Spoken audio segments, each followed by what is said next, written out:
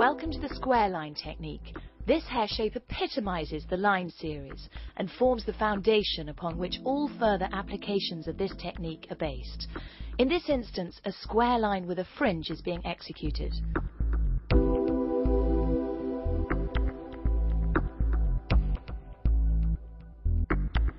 Prior to shampooing, a decision should be made on the finished hair length, with the emphasis on suitability for the wearer.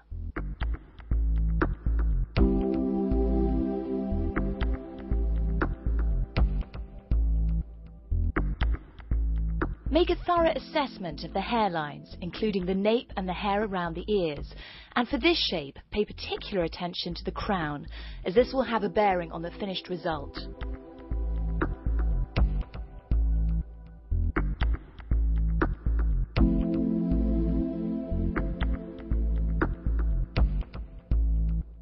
After checking hairline growth in this area, make a decision on the fringe length and shape. Once again, this will be determined by suitability.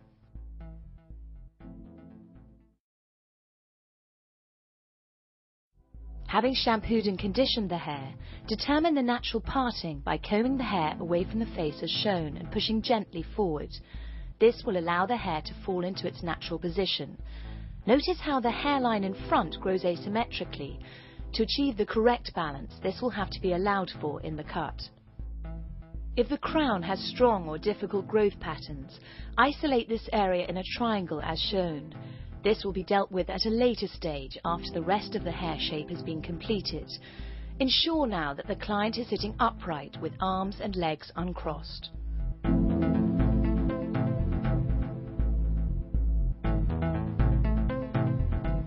In this instance, the crown doesn't pose a significant problem, so continue by dividing the hair vertically at the centre back.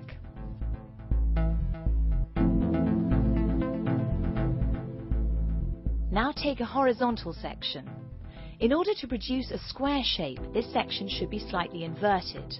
This will also compensate for the roundness of the neck and the inclination of the head. Keep the head tilted forward through this part of the process to minimize the undulations of the neck. Comb the hair in the direction in which it grows and cut a line that mirrors the angle of the section. Extend the line into the corner, taking care not to over-direct the hair.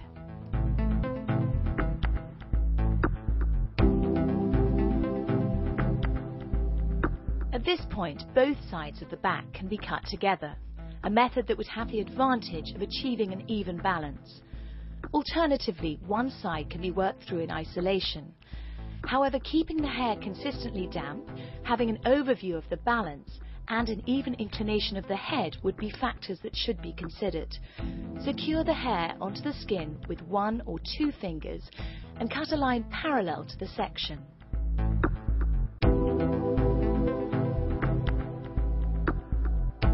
Now check the balance of the line on either side.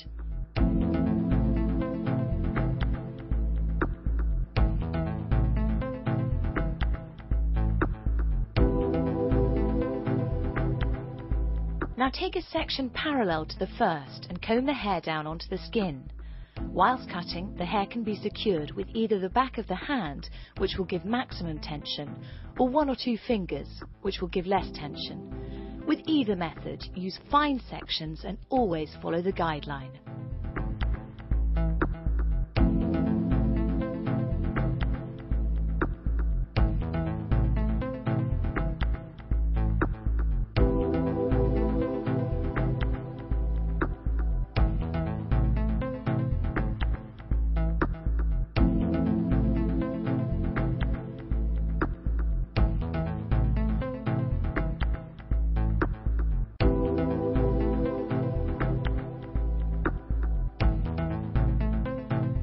Excess graduation can be removed by cutting the hair through the small teeth of the comb. This will produce the least amount of tension. In the case of a hairline with an extremely difficult growth pattern, there should be no tension at all. Now work through both sides until the occipital bone area is reached.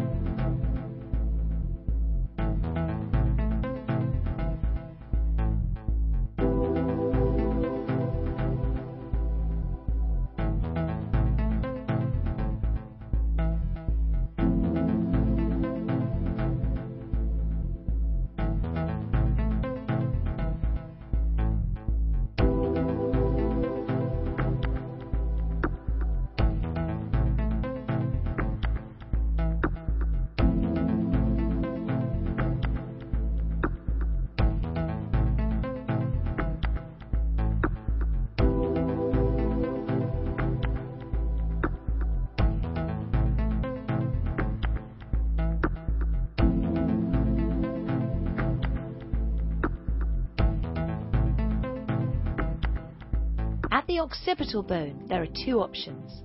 Either cut up to the crown prior to connecting with the sides, or option 2, the back and sides are cut together. However, this would require the head to be raised and lowered alternately, which may result in inconsistencies in the line. In this instance, option 1 has been selected. Work up to the crown, now using less tension. As the sections progress, gradually bring the client's head into a slightly less tilted forward position.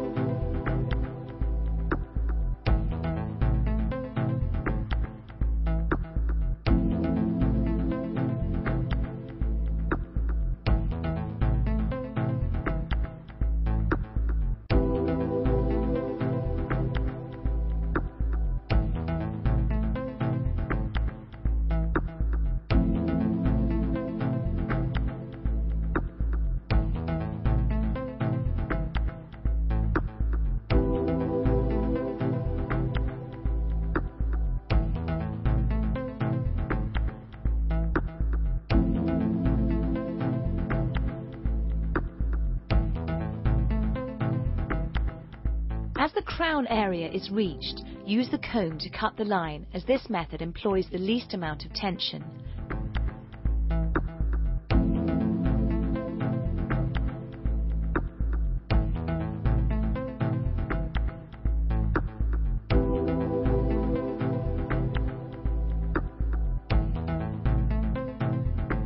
Take care to divide the hair correctly around the ears.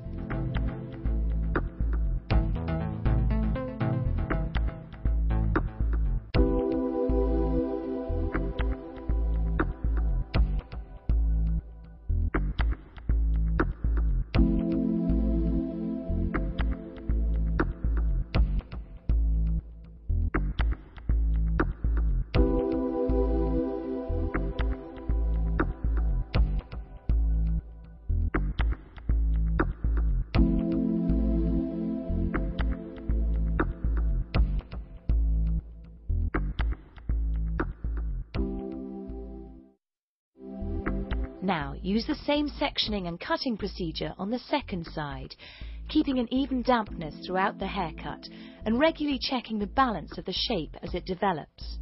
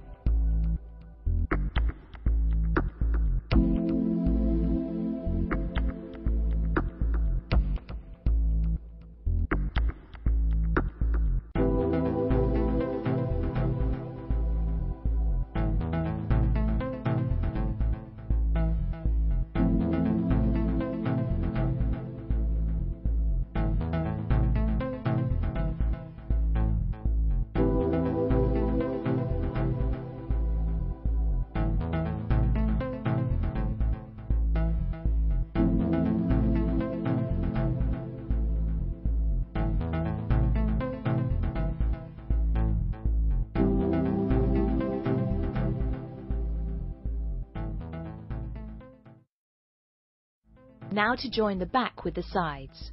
With the head in a natural position, using the hair behind the ear as a guide, take a section that flows from the back to the front. Ensure that the first section contains sufficient hair to give definition to the line. Always check behind the ears for loose ends. Compensation for the protrusion of the ear is essential for the success of the finished result. Lightly pressing the hair above the ears will allow extra length to maintain the strength of the line. Here the hair is being held gently in the comb with no tension. To enable more control, tilt the head away whilst the line is being cut. Subsequent sections are now taken parallel and the same cutting method employed. There are several ways to allow for the ears, although tapping the hair above the ear is common to all techniques. Holding the hair in the comb, as shown here, puts the least amount of tension on the hair. Holding the hair in the comb and over-directing back will give slightly more graduation, and holding the hair onto the skin with the fingers or the back of the hand will put the most tension on the hair.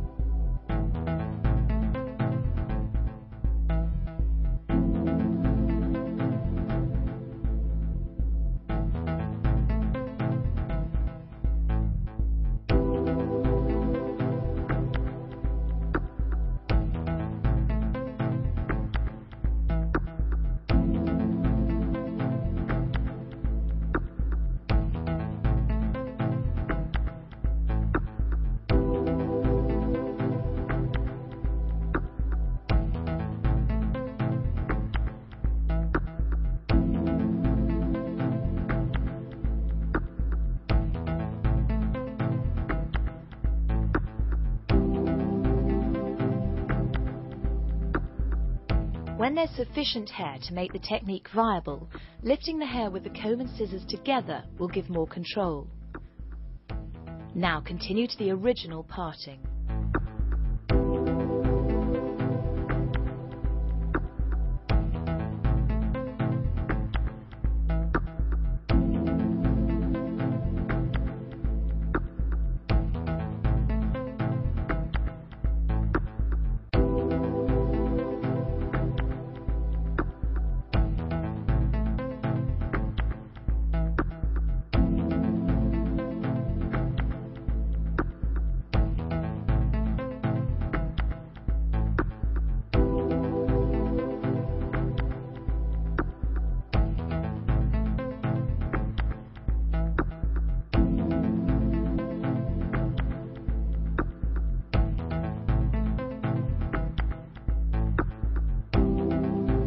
Now make a thorough assessment of the shape so far.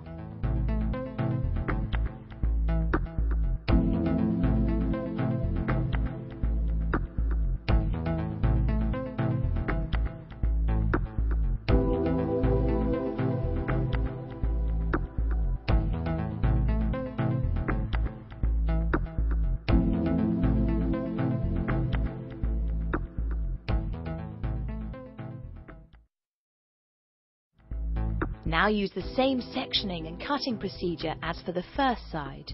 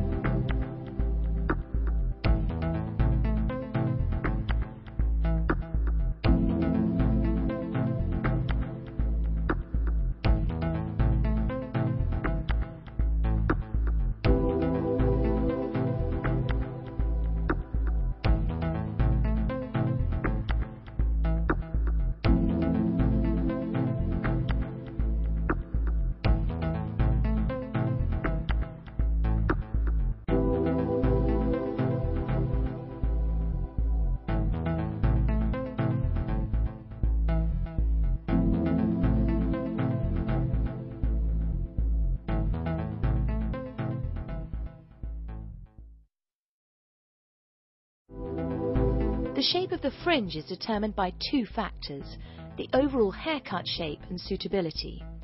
In this instance, a square fringe has been chosen. Take a horizontal section, comb the hair down, and with minimal tension, cut a line to the desired length and width required.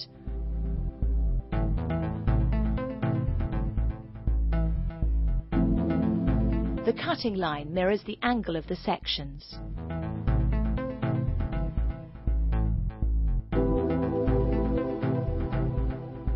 Now take horizontal sections until you run out of hair.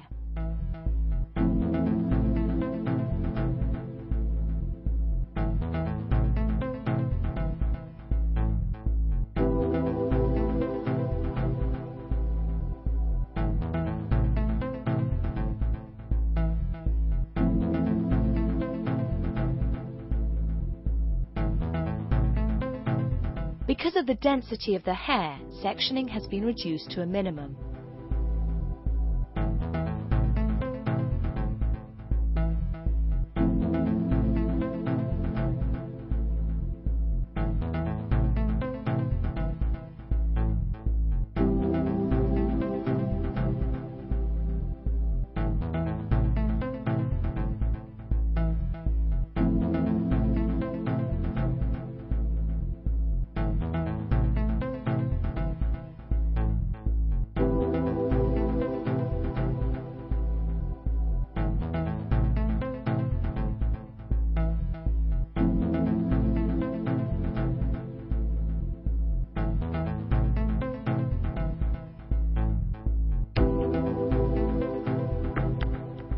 As before, more control can be obtained by holding the hair between the comb and scissor.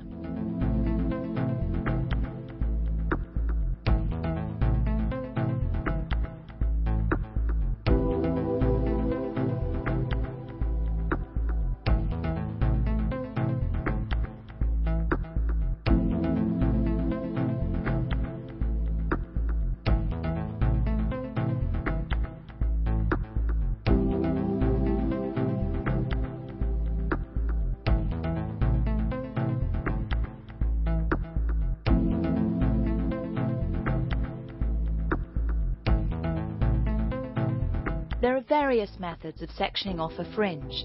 In most cases, two vertical lines drawn up from the temple hairlines to the parting will define a triangle. Tuck the hair around the ears whilst working. Make a thorough check to ensure that the division between the fringe and the side is clean.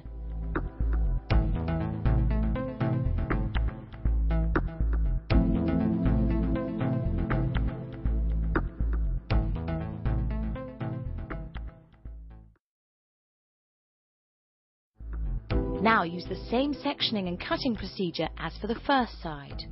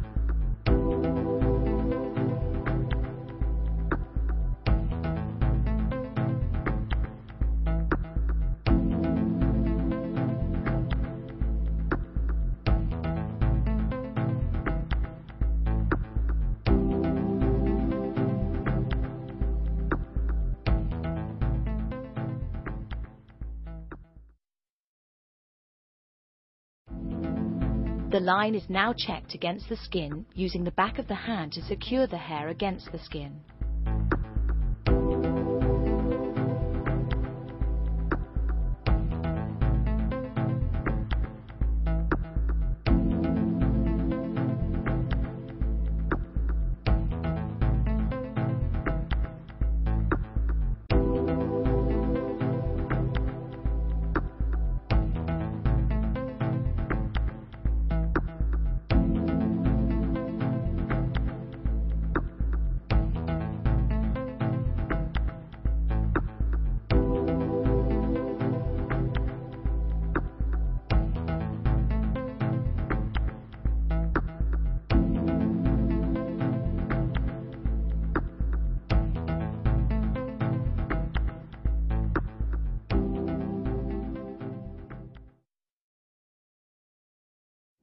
Prepare the blow dry by damping the hair with a suitable finishing product and combing into place. Now use a wrap drying technique that starts from and employs the same sections as the cut.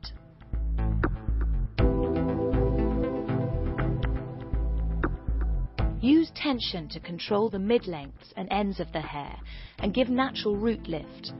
The resulting smoothing of the cuticle will make the hair shine.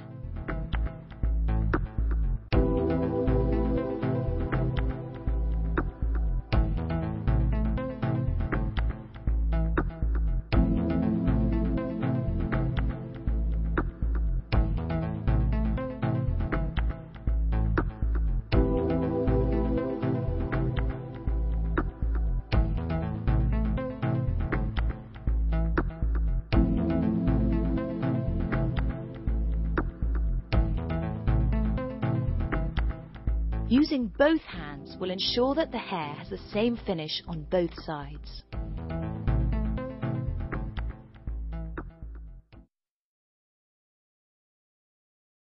Re-establish the parting and ensure the hair is combed through evenly, checking the evenness of the blow dry, especially the hairlines. Stand back and make a thorough assessment of the overall shape. Redefine the outline, including the fringe, paying special attention to the area below the ears.